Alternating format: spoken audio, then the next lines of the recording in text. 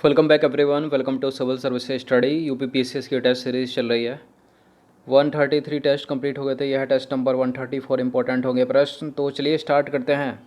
देखिए, इससे पहले जो यूपीपीसीएस का टेस्ट डाला था 133 पॉलिटी वाला, उसमें एक प्रिंटिंग मिस्टेक हो गई है क्वेश्चन नंबर 1 में ही।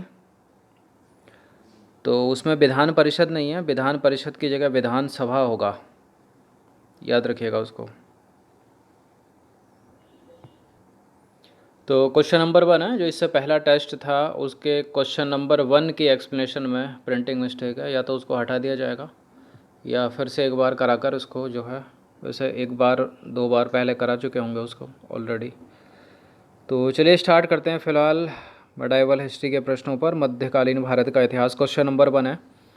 निम्नलिखित में से किसने न्याय की जंजीर लगवाई? न्याय की जंजीर लगवाई थी, किसने लगवाई थी न्याय की जंजीर? अकबर, जहांगीर, शाहजहां या हुमायूं? इसका आंसर हो जाएगा ऑप्शन नंबर बी, जहांगीर ने। तो देखिए, बादशाह बनने के बाद जहांगीर ने न्याय की जंजीर के नाम से प्रसिद्ध सोने की जंजीर को आगरा किले के शाहबुर्ज एवं यमुना तट पर स्थित पत्थर के खंभे में लगवाया। क्वेश्चन नंबर 2 पर आ जाइए। कुछ स्टेटमेंट है यहाँ पर, बताना कि इनमें से कौन सा करेक्ट है, कौन सा सत्य है। पहला स्टेटमेंट है, जहांगीर के समय में सप्ताह के 2 दिन गुरुवार और रविवार को जो है किसी भी पशु की हत्या नहीं की जाती थी, पूर्णतः प्रतिबंध था।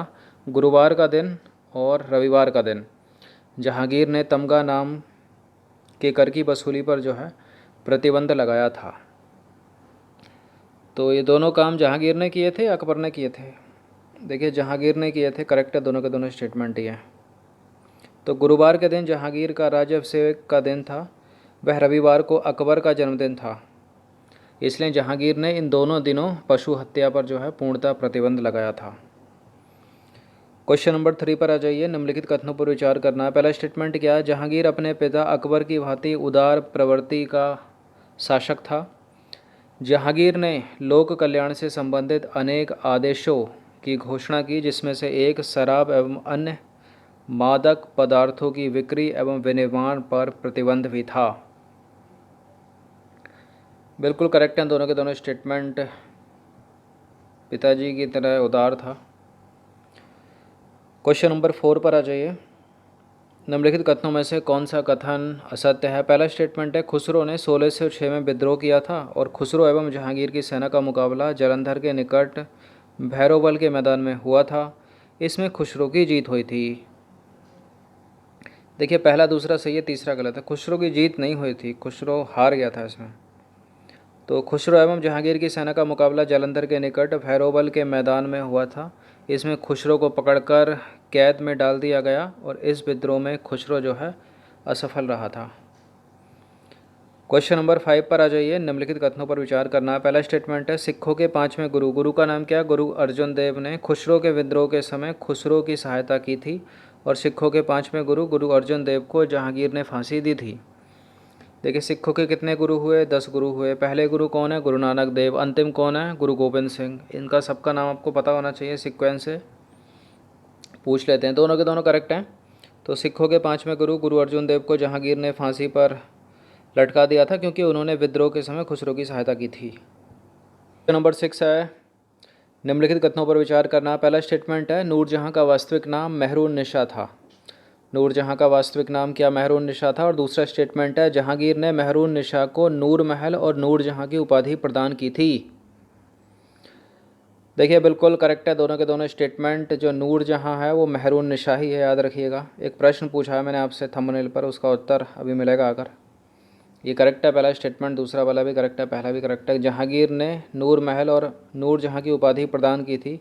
किसको? मेहरून निशा को। कौन थी ये जहांगीर की? विवाह किया था जहांगीर ने इससे।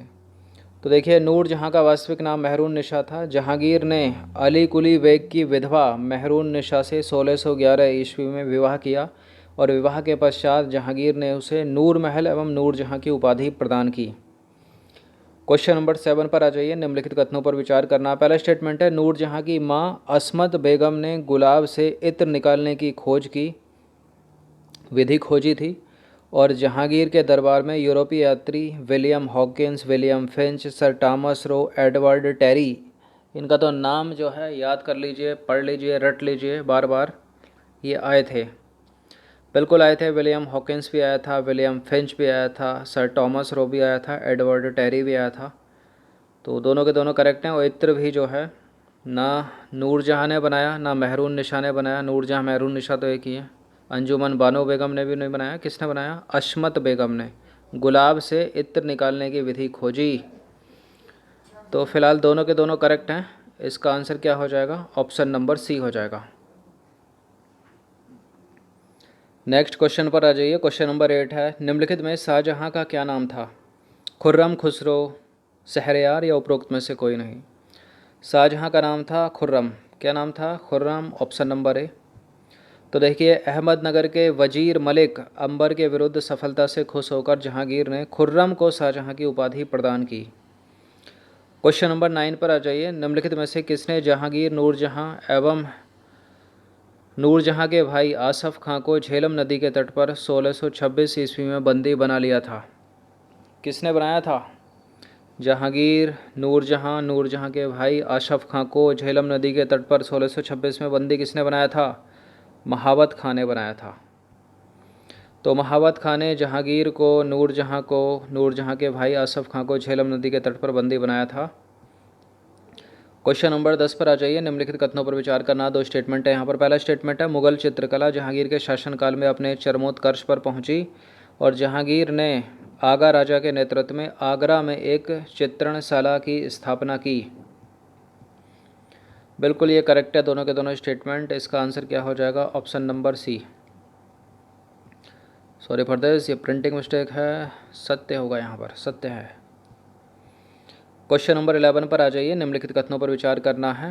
पहला स्टेटमेंट है, मुगल काल में गांव को मबदा या दीह भी कहते थे और मगदा के अंतर्गत स्थित छोटी छोटी बस्तियों को नागला कहा जाता था। देखिए करेक्ट हैं दोनों के दोनों स्टेटमेंट। इसका आंसर क्या हो जाएगा? ऑप्शन नंबर सी हो जाएगा। ये मगदा है, मगदा, मगदा या दीह भी कहते थे किसको? मुगल काल में गांव को। 12वें प्रश्न पर आ जाइए। निम्नलिखित में से किसने अपने शासनकाल में सरकार एवं परगना के मध्य चकला नाम की एक नई इकाई की स्थापना की थी? किसने किया था ये? जहांगीर, अकबर, हुमायूं या फिर औरंगजेब ने? किसने अपने शासनकाल में सरकार एवं परगना के मध्य चकला नाम की एक नई इकाई की स्थापना की थी? तो ये ऑप्शन नंबर बी है इसका उत्तर, शाहजहाँ ने। शाहजहाँ ने अपने शासनकाल में सरकार एवं परगना के मध्य चकला नाम की एक नई इकाई की स्थापना की थी। प्रशासन की दृष्टि से मुगल साम्राज्य में विभाजन, प्रशासन की दृष्टि से मुगल साम्राज्य का विभाजन सूबों में, सूबे सरकार में, सरकार परगने में और परगने ज़िले में बटे थे। ज़िले के अंतर्गत ग्राम होते थे जो प्रशासन की सबसे छोटी इकाई होती थी। क्वेश्चन नंबर 13 है, निम्नलिखित कथनों पर विचार करना। पहला स्टेटमेंट है, सूबेदार की सरकारी उपाधि नाजिम थी और सूबेदार की नियुक्ति सम्राट द्वारा की जाती थी। सूबेदार की सरकारी उपाधि नाजिम थी, सूबेदार की नियुक्ति सम्राट द्वारा की जाती थी। करेक्ट है दोनों के दोनों स्टेटमेंट, सी है इसका आंसर। तो सूबेदार का प्रमुख कार्य प्रांतों में शांति स्थापित करना और सम्राट की आज्ञा का पालन करवाना और राज्य करों की वसूली में सहायता आदि करना था। सूबेदार, नाजिम। क्वेश्चन नंबर 14 है, निम्नलिखित कथनों पर विचार करें। पहला स्टेटमेंट है, मुगल काल में सूबेदार को किसी राज्य में संधि करना अथवा सरदारों को मनसब प्रदान करने का अधिकार नहीं था। फिर से सुन लीजिए, मुगल काल में सूबेदारों को किसी राज्य से संधि करना अथवा सरदारों को मनसब प्रदान करने का अधिकार नहीं था। दूसरा स्टेटमेंट है, गुजरात के सूबेदार टोडरमल को अकबर ने संधि करने तथा सरदारों को मनसब प्रदान करने का अधिकार दिया था। बिल्कुल ये करेक्ट है दोनों के दोनों स्टेटमेंट, सी है इसका आंसर। तो मुगल काल में सूबेदार को किसी राज्य से संधि करना या सरदारों को मनसब प्रदान करने का अधिकार नहीं था, परंतु अफवाद स्वरूप गुजरात के सूबेदार टोडरमल को अकबर ने यह सुविधाएं जो हैं वो दे रखी थीं। अंतिम प्रश्न है, 15वां प्रश्न है, निम्नलिखित में से किस पद को मुंसिफ के नाम से भी जाना जाता था? शिकदार को, आमिल को, कानून, ये कानून गो है, कानून गो को, या उपरोक्त में से कोई नहीं? तो मुंसिफ, मुंसिफ के पद के नाम से जाना जाता था आमिल को। किसको? आमिल को, मुग़ल प्रशासन में। तो आमिल को मुंसिफ के पद के नाम से जाना जाता था। आमिल का मुख्य कार्य क्या होता था? परगनाओं में राजस्व को निर्धारित करना तथा वसूलना होता था। तो 15 प्रश्न थे इम्पोर्टेंट। मध्यकालीन भारत, मुग़ल प्रशासन, अच्छे से इसका रिवीजन कर लीजिएगा। कुछ इम्पोर्टेंट है इसमें पीसीएस की दृष्टि से अधिकतर, जैसे नूरजहाँ, वास्तविक नाम, मेहरून निशा, अशमत बानो बेगम ने इत्र बनाया, ये सब कुछ। चलिए, धन्यवाद।